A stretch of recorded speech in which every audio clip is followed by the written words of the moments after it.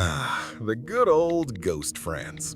Everyone's got that one buddy who evaporates faster than free Wi-Fi in the metro. Sick again, tired again, let's do it next time, yeah. Sound familiar? Felt that tiny sting of offense? Me neither. Because honestly, that guy isn't trying to get you. He's more like a security guard at a top-secret facility, except the facility is his own mental energy. And if your idea of a perfect Friday isn't a loud party, but jumping into your favorite pajamas and cuddling up with pizza delivery, congrats, you're officially in the club. Right now, you're about to feel seen, like someone finally tuned your radio to the exact right frequency. Today, we're pulling back the curtain on the people who love staying home, the one society calls boring, and science has a completely different firmware for that. Here's the trick.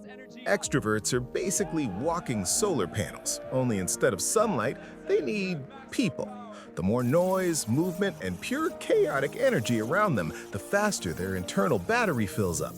Boom, and they're ready to conquer the galaxy. But introverts, and the folks who genuinely love being alone, are running on totally different firmware. They recharge only in silent mode. You get it? Every social interaction, even a fun party with their best friends, is like running a heavy app on an old iPhone. It just eats the battery. And that's it, system unstable.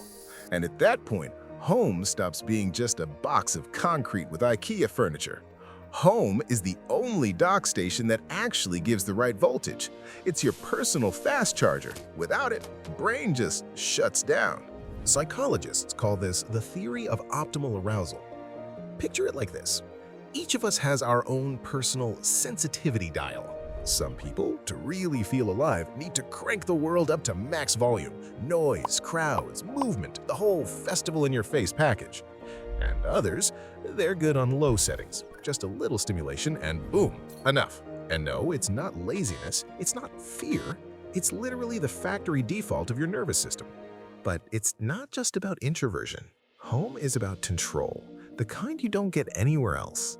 Out there is a world running on pure chaos, loud randoms, plans changing every 5 minutes, and people who frankly don't care about you. But at home, you're the main admin. Light, sound, vibe, everything is behind your password. You get it? For anxious or highly sensitive people, that control isn't a luxury, it's a survival strategy. And here's the really interesting part. Research suggests that people who genuinely enjoy solitude are often more creative and better at solving complex life bugs, while everyone else is busy panic refreshing. Staying home doesn't mean doing nothing. It means I'm rebooting my brain. The best ideas aren't born to a loud beat and sweaty club, they're born in the 3 a.m. thought carousel, while the world is making noise and your brain is quietly installing an upgrade. But let's be honest, we're constantly taught we need to be somewhere. Parties, people, stories, the whole live your best life pressure. Boom, and suddenly you feel guilty for not going out. But what if your personal version of full power is Netflix, Chinese food, and a total zero of obligations? That's not sad, that's self-awareness. You just know where your outlet is. And honestly, that's completely normal. But sometimes, staying home has a dark side, psychological trauma, or depression that quietly whispers, "What's the point?" For those people, home becomes both a fortress and Alcatraz Island at the same time. And this is where it's crucial to read your own signals in time. Are you staying home because it's your safe mode and that's how you recharge? Or because going outside already feels like a fatal error? You get it? One is your personal zen. The other is invisibility mode, hiding from reality. But the people who genuinely thrive inside their four walls, they're not missing out on anything. They just experience the world like it's in higher resolution. They find joy in tiny rituals, the smell of breakfast, the favorite mug, or the way the room gets flooded with that soft evening sunlight. Details most people sprint past on silent autopilot. Hit subscribe if you recognized yourself. Psychologists call this a low-stimulation preference. People like that don't need an external hype man to avoid boredom. Their inner world is already packed with their own unique content, overflowing to the max.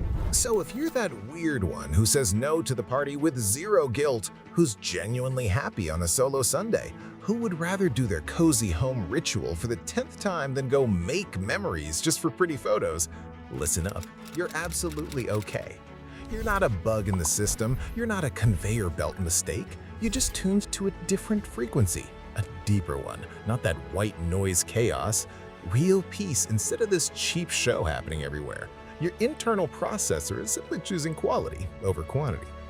Drop a comment. Do you actually love being at home, or did we just invent a pretty excuse so we don't have to crawl out from under the blanket? I read everything. And if you want to hear things about your psychology that most people don't even suspect, the next video will hit you harder than this one, and your world won't be the same. Smash that subscribe button if you want to upgrade your worldview. And as always, may knowledge be with you. Goodbye.